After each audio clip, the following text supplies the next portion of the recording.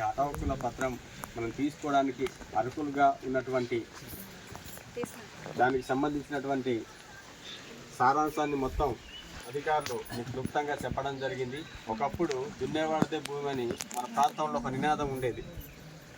ఎంతవరకు మనం దున్నుకుంటే ఆ భూమి అంతా నాదే అనేవాళ్ళం, కానీ దానికి ఒక గుర్తింపు కార్డు అనేది, ఒక పట్టా పాస్ పుస్తకం అనేది లేకపోతే ఎంత సాగు చేసినా సరే అది రెవెన్యూ డిపార్ట్మెంట్ కానీ కొండపూర్లో సాగు చేస్తే అటవీ హక్కుల పరిధిలోకి కానీ వెళ్ళిపోతూ ఉంటుంది.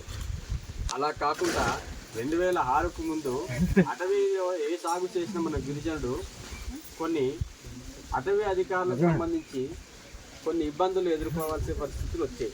ఎందుకైతే దానికి సరైన ఆధారపత్రం మన దగ్గర లేకపోయేసరికి ఈ అటవీలో ఎందుకు సాగు చేస్తున్నామని చెప్పి అటవీ అధికారులు మనల్ని ఇబ్బంది పెట్టే దాఖలాలు కూడా మనం చాలా వరకు చూసాం.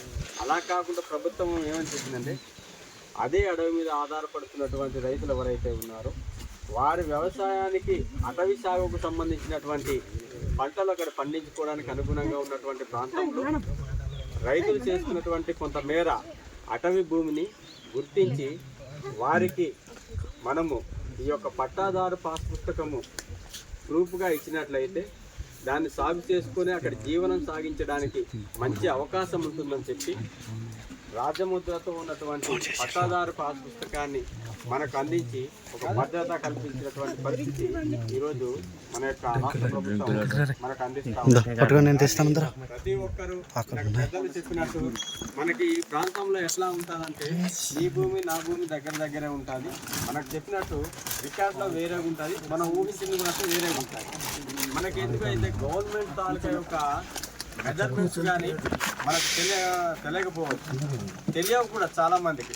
తెలియకపోతే అంచనా ప్రకారంగా నా భూమి ఇక్కడ నుంచి ఇంత సూచనాప్రాయంగా ఇంత ఉంటుందని మనం ఒక ఆలోచన విధానం చెప్పేస్తాం. కానీ గవర్నమెంట్కి కొన్ని రూల్స్ అండ్ రెగ్యులేషన్స్ ఉంటాయి, కొన్ని విధి విధానాలు ఉంటాయి. దాని ప్రకారం ఫలానా రైతు, ఇక్కడ ఒక రైతు ఉన్నారు, ఆ రైతుది ఎంత భూమి ఉంది దానికి మనము కొలిసి పట్టా చేసి ఆ రైతుకు అందించినట్లయితే అది నిజమైన ఆధారంగా ఉంటుందని చెప్పి ప్రభుత్వం రీసర్వే పేరుతో రీసర్వే చేసి దాన్ని నిజ నిర్ధారణతో గుర్తించి ఈ యొక్క అటవీ హక్కుల యాజమాన్య పాస్ పుస్తకాలని చెప్పి మీకు అందించడం జరుగుతూ ఉంది.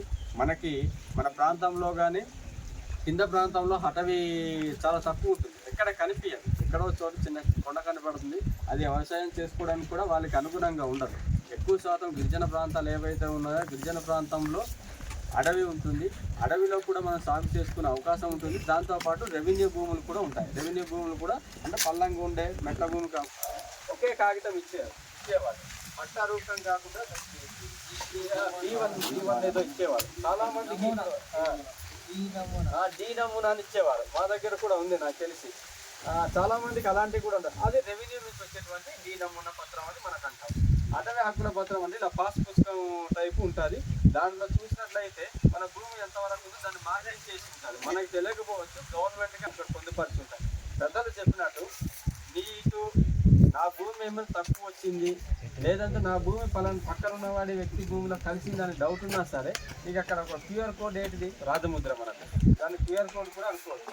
మనం స్కాన్ చేస్తాం, డబ్బులకి లాగిస్తే కొట్టుకెళ్తే అట్లా స్కాన్ చేస్తే అతని పేరు వస్తుంది. అలాగా మనం స్కాన్ చేయగలిగితే అందులో ఉన్నటువంటి రాజముద్రాన్ని నీకు సంబంధించినటువంటి ఈ వాడమామిడి ఎక్కడుందో రాష్ట్ర ప్రభుత్వానికి తెలుసు. కానీ రాష్ట్ర ప్రభుత్వంలో ఏమేమి ఉన్నాయో కొన్ని మనకు తెలియకపోవచ్చు. వాడమామిడిలో ఎవరున్నారో రాష్ట్ర ప్రభుత్వానికి కూడా తెలుసు. మీరు రికార్డెడ్గా నోటెడ్ అయిపోయి ఉన్నారు మనం అందరం అక్కడ.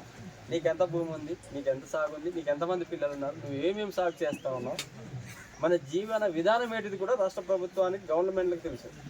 అది కూడా ఎట్లా తెలిసింది?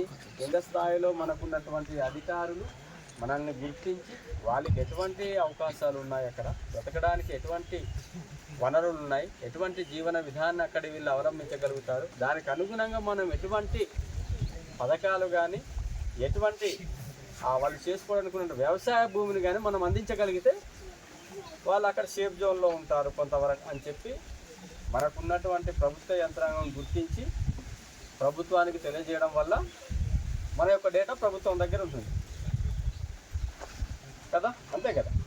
దాని ద్వారా మనము ఎంత ఉంది, మనం ఏం చేస్తున్నాం ప్రభుత్వానికి అధికారులకు కూడా తెలుసు. కాబట్టి ఏదేమైనా సరే అధికారులు కానీ ప్రభుత్వం కానీ మనకి మంచి చేయడానికే చూస్తారు తప్ప మనం నష్టపోవడానికి ఏ ఒక్క ప్రజలు కానీ ఏ ఒక్క రైతు కానీ నష్టపోవడానికి ఎటువంటి తప్పుడు ఆలోచన కానీ తప్పుడు నిర్ణయం కానీ ప్రభుత్వం తీసుకోదని చెప్పి ఈ సందర్భంగా మీకు తెలియజేస్తూ ఏదైనా ఇలాంటి పట్టలు పంపిణీ చేసే కార్యక్రమంలో కానీ పట్టలు రీసర్వే చేసే కార్యక్రమంలో కానీ